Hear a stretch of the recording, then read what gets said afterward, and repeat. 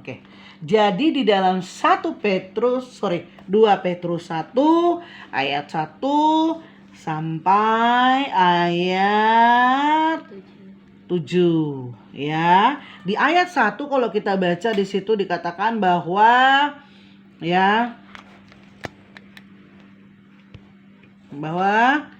dikatakan bahwa dari Simon Petrus, hamba dan Rasul Yesus Kristus, kepada mereka yang bersama-sama dengan kami memperoleh iman oleh karena keadilan Allah dan juru selamat kita, siapa namanya?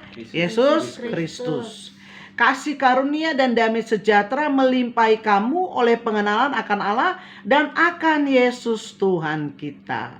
Jadi sebenarnya oleh karena kasih karunia ya, oleh karena kasih karunia dan damai sejahtera, dan damai sejahtera itu yang membuat kita mengenal ya, oleh pengenalan akan Allah dan akan Yesus Tuhan. Oke?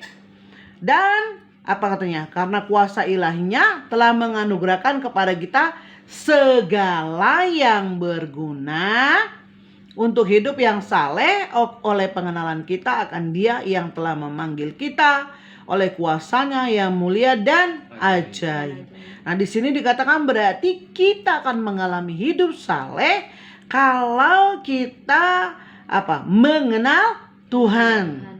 Jadi dalam pengenalan kita akan Tuhan ini, maka akan terjadi terobosan dalam hidup kita. Oke, kalau kita kenal Tuhan, bagaimana kita bisa mengenal Tuhan? Yaitu dengan kita belajar firman Tuhan. Dari hari ke hari kita belajar firman Tuhan. Nanti Tuhan akan menambahkan pengetahuan kita akan firman Allah. Dari pengetahuan inilah kita semakin mengenal siapa Tuhan kita. Nah, ketika kita sudah mengenal Tuhan, maka itu berguna untuk apa? Kita menjadi hidup saleh. Kalau kita sudah mengenal Tuhan. Nah, lihat tadi oleh kuasanya yang mulia dan ajaib. Kuasa Tuhan itu mulia dan ada keajaiban ya. Nah, mungkin kalau saya sih sudah sering mengalami keajaiban Tuhan.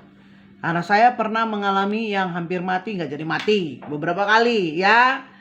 Dioperasi beberapa kali nggak dan selamat. Ya, Tuhan mungkin masih memberikan kepada saya kesempatan hidup untuk bisa semakin mengenal Dia, untuk bisa mengasihi keluarga, bahkan untuk bisa berbagi dengan kalian. Ya kan?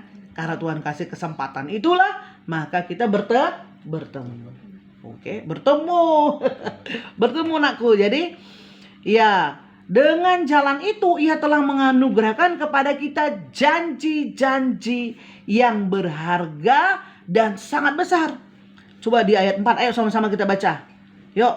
Dengan jalan itu Ia telah menganugerahkan kepada kita janji-janji yang berharga dan yang sangat besar, supaya olehnya kamu boleh mengambil bagian dalam kodrat ilahi dan luput dari hawa nafsu duniawi yang membinasakan dunia. Amin. Yes. Jadi Tuhan menganugerahkan kepada kita janji-janji yang berharga. Bukan janji palsu, tapi janji yang berharga. Banyak orang di dunia sering buat janji, tapi janjinya tidak ditepati. Maka jadilah itu janji palsu. Tapi Tuhan kita Yesus memberikan janji yang berharga. Di ayat firman yang lain Tuhan berkata bahwa apa? Dia berkuasa menepati janjinya.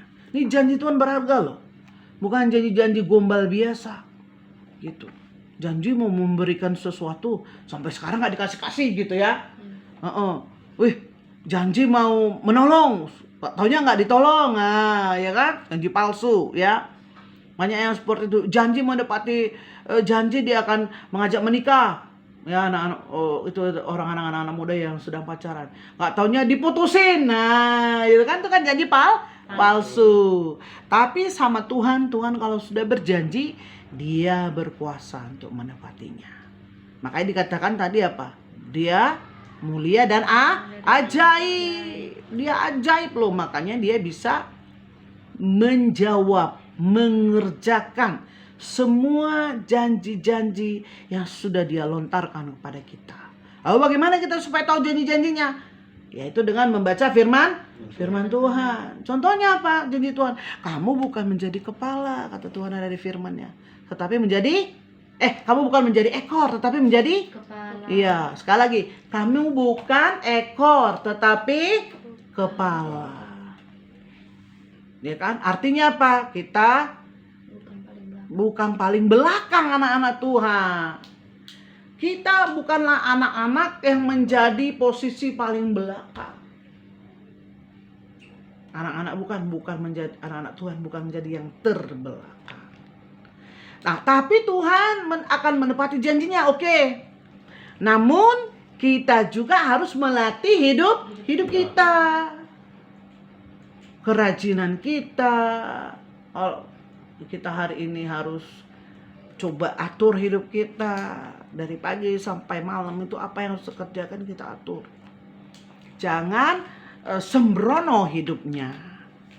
Jangan dibiarkan hidup kita asal-asal saja. Sehingga apa? Kita akan luput dari hawa nafsu duniawi yang membinasakan. Sekarang banyak kali orang, hawa nafsunya ngeri kali ya kan? Membunuhlah, dikuasai oleh hal-hal dunia ini. Mencuri, merampok, korupsi, ya, menipu, menghalalkan segala cara untuk dapat harta, untuk dapat posisi, ya. Jadi dia pakai hal-hal duniawi. Karena apa? Karena tidak mengenal Tuhannya. Kalau mengenal Tuhannya pasti nggak dilakukan seperti itu. Karena apa? Tuhan kita mau kita melakukan hal yang benar. Tuhan kita mau kita melakukan hal yang baik. Iya. Tuhan nggak menginginkan hal-hal yang jahat. Tuhan menginginkan hal-hal yang baik. Makanya hal yang lurus, yang tulus. Makanya kalau orang tidak mengenal Tuhan, dia nggak akan kerjakan itu. Dia menghalalkan segala cara. Tapi kalau orang-orang yang mengenal Tuhan, dia akan tidak mau melakukan segala cara untuk mendapatkan posisi, untuk mendapatkan harta. Ya. Nah, kalau kalian kan sekarang ini sedang belajar, ya. Untuk bisa ke sana, untuk bisa jadi kepala, apa yang dilakukan? Di ayat 5, ayo sama-sama kita baca. Justru karena itu kamu harus dengan sungguh-sungguh berusaha untuk menambahkan kepada imanmu kebajikan dan kebajikan pengetahuan, dan kepada pengetahuan penguasaan diri, kepada penguasaan diri ketekunan, dan kepada ketekunan kesalehan, dan kepada kesalehan kasih akan saudara-saudara, dan kepada kasih akan saudara-saudara kasih akan semua orang. Itu dulu deh, panjang banget ya kan. Tapi mari kita lihat ya. Dikatakan harus sungguh-sungguh berusaha. Ya, kepada iman. Iman kita ini bagaimana supaya timbul iman? Yaitu dengan pendengaran firman Allah. Telinga kita mendengar, maka hati kita, pikiran kita bekerja, dan hati kita juga hanya mendengarnya, dan terjadilah iman dengan kita belajar firman Tuhan. Dan dikatakan menambahkan kepada imanmu kebajikan. Kebajikan itu kebaikan, ya kan? Ya. Dan lalu apa? Tambahkanlah pengetahuan. Ini sangat penting sekali. Untuk supaya bisa kita punya pengetahuan yang lebih dari yang lain. Bagaimana caranya? Yaitu dengan belajar. Jangan malas untuk belajar. Nah, kalau kalian sekarang posisinya jadi pelajar kan? Kalau pelajar itu disciple, murid. Dalam bahasa Inggrisnya, kalau murid Tuhan disebut bukan student loh, tetapi disciple. Apa itu disciple? Disciple adalah murid yang disiplin. Disciple artinya disiplin. Berarti murid itu harus disiplin, dia mengatur hidupnya. Dia punya aturan yang sangat ketat untuk hidupnya. Apa yang harus dia kerjakan, apa yang harus dia perbuat. Dia atur mulai dari bangun, gak sia-sia, gak main game. Wah, main game tuh dari pagi sampai malam, berjam-jam. Apa yang didapat? Penyakit. Tidur pun terlambat. Nah, sekarang murid saya tuh banyak ya sering ngantuk-ngantuk di kelas. Karena apa? Main game sampai jam 2 malam. Tidurnya mulai baru jam 2. Sementara bangun sekolah harus bangun jam 6 untuk berangkat sekolah. Udahlah, di sekolah jadi ngantuk-ngantuk, gak dengar lagi apa yang dijelaskan guru. Sehingga apa? Gak dapat pengetahuan. Otak pun jadi lambat. Ngantuk-ngantuk, pasti lambat otaknya. Iya kan? Nah, bagus kita memuji-muji Tuhan. Maka kalau kita memuji-muji Tuhan, kalau lagu yang kita kemarin itu apa? Sampai hatiku bernyanyi. Kita kan bernyanyi. Terus apa lagi katanya? Sampai jiwaku percaya. Lagu pengharapan. Jadi timbullah pengharapan. Jadi kalau timbul pengharapan, maka kita akan semangat menjalani hidup. Kalau jiwa kita ini segar, pasti pikiran kita juga segar kan? Tubuh kita, jiwa kita segar, pasti kita ambil keputusan. Aku jaga kesehatanku. Aku harus tidur cepat. Aku mau belajar, tubuhku mau sehat ya kan? Jangan kita tuntut Tuhan untuk kita hidup sehat, untuk kita berpengetahuan, tapi kita sendiri nggak ngerjakan. Sementara firman Tuhan katakan apa? Tambahkanlah kebajikan, tambahkanlah pengetahuan, kata Tuhan tadi ya kan, pada firman-Nya. Baru tambahkan lagi penguasaan di diri dan ketekunan. Kesalehan. Tekun. Jangan gagal sekali langsung menyerah. Jangan gitu. Tekun. Sekali ini wow, dengar guru kasih tugas matematika, nggak bisa. Coba lagi. Dikasih nilai jelek lagi. Mau lagi berusaha. Dinilai oleh guru lagi. Waduh, belum benar semua lagi. Tapi terus mau memperbaiki, berjuang sampai akhirnya bisa. Di hadapan Tuhan nggak ada yang bodoh. Asal mau berlatih. Saya pernah diskusi sama satu orang guru matematika. Saya tanya, kenapa anakmu jago-jago kali bu? Matematika, kuliahnya di sini ini. Terus dia bilang sama saya, itu karena berlatihnya. Kalau nggak berlatih nggak bisa juga. Jadi anakku itu dia mau berlatih mengerjakan soal-soal matematika itu berulang-ulang sehingga dia jadi jago katanya. Makanya kita perlu berlatih. Latihan supaya berhasil. Supaya mahir menguasai materi itu. Ya karena ya nggak ada, Tuhan berfirman nggak ada yang bodoh. Ya, berusaha menambahkan apa tadi? Pengetahuan, kebajikan, pengetahuan. Baru katanya apa lagi? Dan kepada pengetahuan, penguasaan diri ya, penguasaan diri, ketekunan dan kesalehan. Harus tekun, saleh. Jangan tukang ribut di kelas. Suka berbohong, jangan lagi ya. Suka ngambil barang temennya. Jangan lagi suka ngambil barang temennya. Malah kalau lihat teman yang lain ngambil, janganlah, pulangkanlah. Malah kalau jatuh barang temennya, ini barangmu jatuh. Ya, diubah itu ya. Yaudah kalau jatuh barang temennya, jangan dimasukin lagi ke dalam tas. Jatuh, kesempatan itu punya aku gitu.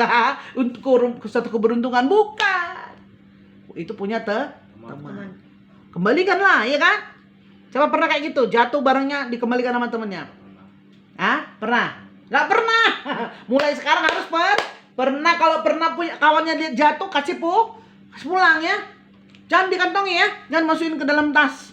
Kembalikan. Kalau jatuh uangnya lagi, biarpun warna merah, uang 100.000, kasih pulang lah, ya kan? Jangan bilang, wah ini diberkati Tuhan aku. Jangan, padahal kita tahu itu uang dia. Ya kan? Jangan. Kasih pulang. Mari kita lihat dulu Amsal 12 ayat 24 tadi. Amsal berapa? 12 ayat 24. Bacakan dulu. Enak, siapa yang udah dapat? Apa katanya? Amsal 12 ayat 24. 4. Apa katanya? Tangan orang rajin memberikan kekuasaan, tetapi kemalasan mengakibatkan kerja pasrah. Yes. Rajin akan membuat kita berkuasa. Tapi kemalasan kita mendapatkan kerja Kerja Iya. Kalau kita rajin, pasti ada hasil yang kita tunggu. Kalau malas, gak ada dikerjain, dari mana hasilnya dapat? Gak ada dikerjakan, ya kan? Akhirnya apa? Jadi miskin, melarat. Akhirnya apa? Minta-minta ke rumah orang, kerja ke rumah orang supaya bisa. Tapi kalau punya usaha sendiri, kita jadi apa katanya? Jadi yang berkuasa. Ini harus utamakan kerajinannya ya. Oke? Ya. Kalau sekarang Mem ajari kalian, itu karena apa? Supaya apa? Supaya hidup kita tidak terus-terusan menjadi ekor. Karena janji Tuhan kita menjadi kepala.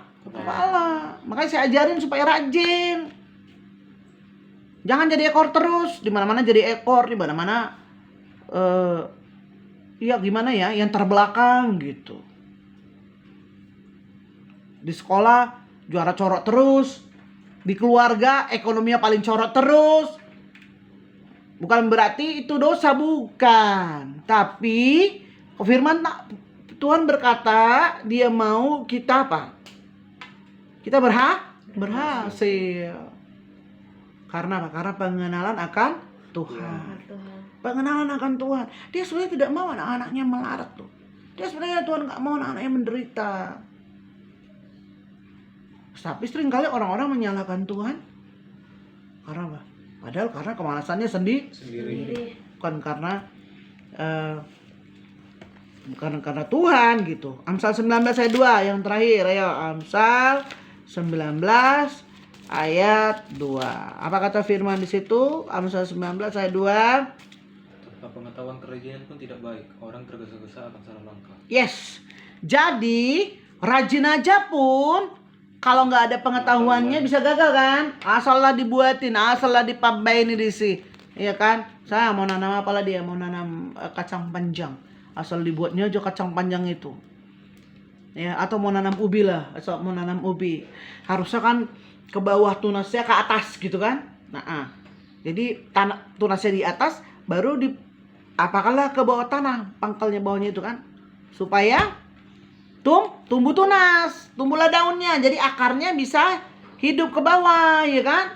Sehingga jadilah tumbuh ubinya, berbuah lebat. Tapi kalau terbalik tunasnya yang ke bawah, maka nggak tumbuh, ya akarnya dan nggak jadi buah, nggak jadi berbuah lah ubinya. Dan apa? Gagal.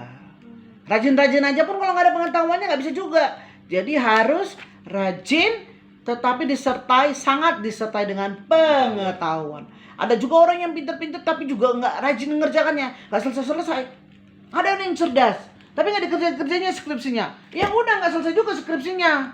Ada yang jenius, tapi dia nggak mau kerjakan tugasnya, tugas di kampusnya, tugas di sekolahnya. Ya nggak dikasih guru juga dia nilai bagus. Jadi semuanya harus disertai dengan pengetahuan dan kerajinan. Supaya kita diberkati Tuhan dan kita tidak menjadi apa tadi katanya kerja paksa, tetapi menjadi orang yang diberkati Tuhan. Amin. Yuk kita sama-sama mulai rajin ntar malam tidur cepat, kerjakan tugasnya ya, kerjakan tugas dulu baru tidur cepat biar besok pagi kita bisa beribadah bersama-sama saat teduh. Ini belum ada masuk saya lihat saat teduhnya ya. Jangan kendor kerajinannya. Belajar, ambil waktu belajar, tambahkan pengetahuan supaya kita menjadi kepala, bukan ekor. Amin. Kita akan menjadi kepala. Amin. Kita akan menjadi kepala. Haleluya. Beri kemuliaan bagi Tuhan kita. Haleluya.